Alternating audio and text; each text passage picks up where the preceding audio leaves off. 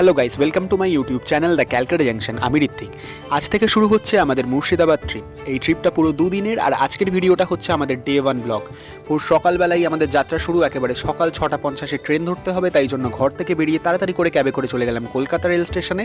আর সেখানে একেবারে ভোরের সকালের কলকাতার রাস্তাগুলো একদমই আলাদা। ফাঁকা রাস্তা, নরম আলো আর ধীরে ধীরে জেগে ওঠা শহর, এই সব সুন্দর মুহূর্তগুলো ক্যামেরায় তুলে ধরতে ধরতেই পৌঁছে গেলাম একেবারে কলকাতা স্টেশনে। আর কলকাতা স্টেশন থেকে ট্রেনে উঠে কয়েক ঘন্টার যাত্রার পর আমরা নেমে পড়লাম বহরমপুর কোর্ট স্টেশনে। স্টেশন থেকে বেরিয়েই একটা আলাদা অনুভূতি হয়। শহরটা অনেক শান্ত, কোলাহল কম, আর লোকাল লাইফটা খুব ন্যাচারাল। স্টেশন থেকে আমরা সোজা চলে গেলাম আমাদের হোটেলে। এই ট্রিপটা দুদিনের হলেও আমরা এক দিনের জন্য পে করেছিলাম 700 টাকা করে।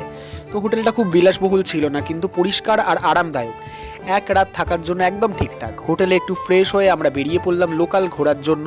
আজ খুব দূরে কোথাও যাওয়ার প্ল্যান ছিল না, কারণ কাল পুরো দিনটাই হাজারদুয়ারি আর ঐতিহাসিক জায়গাগুলোর জন্য রাখা। লোকাল ঘোরার সময় একটা জিনিস এখানে চোখে পড়লো, যেটা না বললেই নয়। রাস্তায় সিগন্যাল আছে, কিন্তু ম্যাক্সিমাম সিগন্যালে কোনো আলো জ্বলছে না। অনেক জায়গায় একেবারেই খারাপ অবস্থা আছে। ট্রাফিক ম্যানেজমেন্ট বলতে গেলে খুবই দুর্বল। কোথাও একজন ট্রাফিক পুলিশ, কোথাও দুজন, আবার কোথাও একদমই কেউ নেই। গাড়ি থামানোর বা লেন ম্যানেজ করার মতো কোনো নির্দিষ্ট ব্যবস্থা চোখে পড়েনি। এখানে আরেকটা কথা বলতেই হয়, এখানে ম্যাক্সিমাম যাতায়াত ব্যবস্থাটাই হচ্ছে টোটোর উপর ডিপেন্ডেন্ট। কিন্তু টোটোতে উঠলে আর একটা সমস্যা, কোনো ফিক্সড রেট চার্ট নেই। এক টোটো চালক এক রকম ভাড়া বলে, আর আপনি যদি বাইরের লোক হন তাহলে অনেক বেশি টাকাও চাওয়া হয়। এই জায়গায় একটু ভালো সিস্টেম হলে ভ্রমণকারীদের জন্য অনেক সুবিধা হতো। কিন্তু এসবের মাঝেও শহরের একটা নিজস্ব ছন্দ আছে, আর বহরমপুরে এসে যেটা না গেলেই নয় সেটা হচ্ছে বিখ্যাত কলেজ ঘাটের মোমো। সেটা আমরা খেতে যাব হচ্ছে বিকালবেলায়। তার আগে আমরা বন্ধুর বাড়িতে চলে এলাম হচ্ছে দুপুরের লাঞ্চটা করতে, আর তারপরেই আমরা বেরিয়ে পড়লাম সেই বিখ্যাত কলেজ ঘাটের মোমোটা খেতে। আর এই জনপ্রিয় মোমোর টেস্ট সত্যিই দারুণ। লোকাল ফ্লেভার একদম আলাদা। খাবার পর আমরা আশেপাশের কিছু লোকাল রাস্তা, বাজার আর সাধারণ শহরের জীবনটা ঘুরে দেখলাম। আজকের দিনটা আমরা খুব হালকা রেখেছি, কারণ আগামীকাল আমাদের অপেক্ষা করছে মুর্শিদাবাদের আসল ইতিহাস দেখা। তো আজকের মতো ঘোরাঘুরি শেষ করে ফেরার সময় আমি আর সুশান্ত নিয়ে নিলাম হচ্ছে 2টো জলের বোতল আর দুজনের জন্য এগ রোল। এরপর বাইরে কিছু আর খাওয়া হয়নি। সারাদিনের ক্লান্তি নিয়ে আমরা ফিরে এলাম হোটেলে।